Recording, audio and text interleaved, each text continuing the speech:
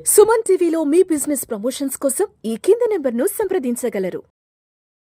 నమస్తే, welcome to Suman TV. నేను విష్ణు. ప్రస్తుతం మనతో పాటు NISM and CRISIL certified wealth manager Revanth Chalamala ఉన్నారు. వారితో మాట్లాడదాం. నమస్తే రేవంత్. నమస్తే అండి.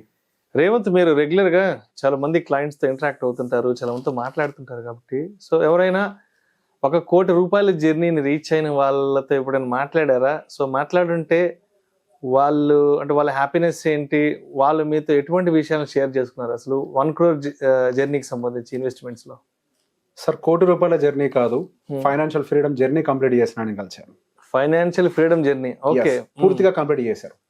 ఆయన వయసు కేవలం 42-43 సంవత్సరాలు. ఓకే, 42-43 సంవత్సరాలు. యాక్చువల్గా నా దగ్గరకు వచ్చేటువంటి క్లయింట్స్ ఎక్కువగా వచ్చే వాళ్ళ ఏజ్ గ్రూప్ అది 40-45 మధ్యలో ఎక్కువగా వస్తూ ఉంటారు. ఆ ఏజ్ గ్రూప్ లో మిడిల్ ఏజ్ ఎక్కువ. Middle age. సో ఆ ఏజ్ గ్రూప్ లో వచ్చే క్లయింట్స్ అందరూ కూడా సహజంగా అప్పుడు ఫైనాన్షియల్ ప్లానింగ్ చేసుకోవాలి. అప్పటి నుంచి వాళ్ళ పిల్లలకి సంబంధించిన భవిష్యత్తు కార్పస్ ఏర్పాటు చేయాలి. వాళ్ళ రిటైర్మెంట్ కి కావాల్సిన ఫైనాన్షియల్ ఫ్రీడమ్ కి కావాల్సిన కార్పస్ ఏర్పాటు చేయాలి. దానికి ప్లాన్ కోసం అని చెప్పి మాట్లాడటం కోసం వస్తూ ఉంటారు సహజంగా. కానీ భిన్నంగా ఒకసారి కుటుంబం వచ్చింది. మొగుడు, పెళ్ళం, ఫాదర్. 42 సంవత్సరాలు, సో మేబీ 38 years, 70 సంవత్సరాల వయసు. ముగ్గురు కలిసి వచ్చారు. వాళ్ళ ముగ్గురు మొహంలో నాకు ఎటువంటి స్ట్రెస్ కనపడలేదు. చాలా పీస్ఫుల్ గా వచ్చారు. వచ్చిన తర్వాత నేను కాన్వర్సేషన్ మొదలు పెట్టాను. సో బేసిక్ గా పోర్ట్ఫోలియో ఏంటి అని చెప్తే ఒక పెద్ద నెంబరే, ఒక పెద్ద నెంబరే చెప్పారు. దాదాపుగా మనం అనుకున్న దాని మీద ఎక్కువే. ఓకే, ఒక మంచి నెంబర్ తోటే వచ్చారు. ఓకే, నా దగ్గరికి ఎందుకు వచ్చారని అడిగాను. సార్, నాకు కావాల్సినంతా నేను కూడబెట్టేసుకున్నాను, కాకపోతే ఇక్కడి నుంచి దీన్ని ప్రొటెక్ట్ చేయడం కూడా ఒక బాధ్యత. ఒక కార్పస్ పెద్దదైతే ఏర్పాటు జరిగింది, ఇక్కడ నుంచి దాని ప్రొటెక్షన్, దాన్ని సేఫ్ గా పైకి తీసుకువెళ్ళటం, నా అవసరాలకు తగ్గట్టుగా వాడే విధంగా దాన్ని ట్యూన్ చేయటం. Okay, right. సో అసలు మీ ప్రయాణం ఎలా మొదలైంది, మీరు ఎప్పటి నుంచి మొదలు పెట్టారు, ఇంత కార్పస్ ఏంటి, ఏదైనా ల్యాండ్ అమ్మేసి పెట్టారా అని చెప్పేసి నేను అడిగాను. లేదు సార్, నేను ₹5,000 SIPతో మొదలు పెట్టాను. ఇన్ని కోట్ల రూపాయలు, 1 కోటి కాదు, ఇన్ని కోట్ల రూపాయలు 5,000 SIPతో మొదలు పెట్టి ఫస్ట్ వాళ్ళ జర్నీ, ఫస్ట్ డే జర్నీ మొదలు పెట్టారు. ఆయన ఎప్పుడు మొదలు పెట్టారంటే 29-30 సంవత్సరాల వయసులో మొదలు పెట్టారు.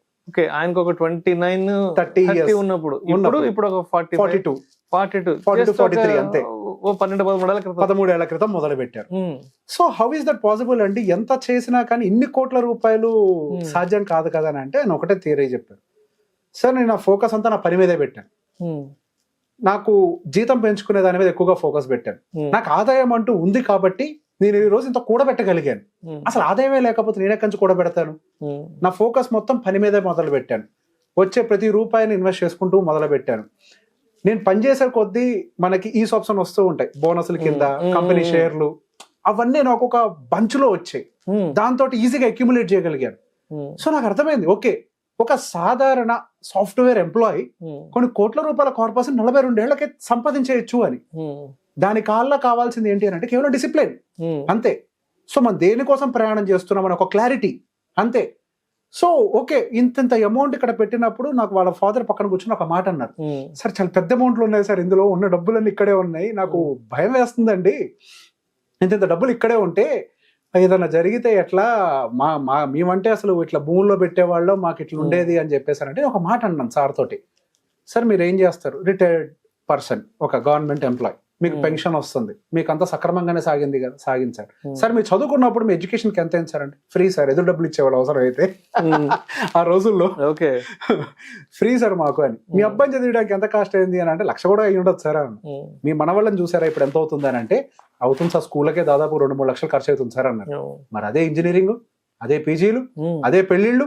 మీ అబ్బాయి పెళ్లి ఎక్కడ చేశారండి? ఊర్లో చేసాం. ఎంత అయిందండి? కొన్ని లక్షలే. ఇప్పుడు ఎంతమందిని పిలవాలి, ఎంత హాల్ బుక్ చేయాలి? ఇప్పుడు ఆన్ యావరేజ్ ఒక్కొక్కరు పెళ్లిళ్ళకి 35-50 లక్షలు ఖర్చు అవుతుంది. మొన్న ఒక సర్వే వచ్చింది. అవును, అంత ఖర్చు అవుతుంది.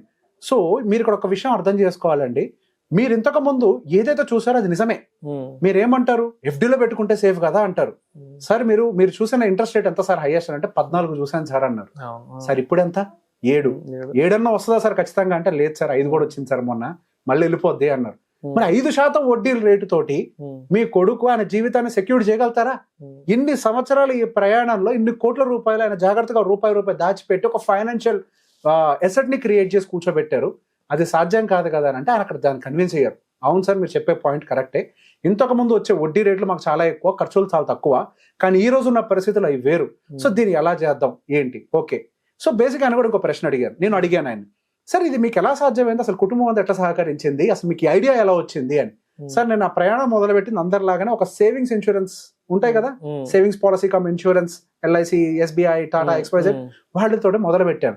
ఫస్ట్ ఒక ప్రీమియం కట్టాను. ఆ ప్రీమియం డాక్యుమెంట్ ఇంటికి వచ్చింది.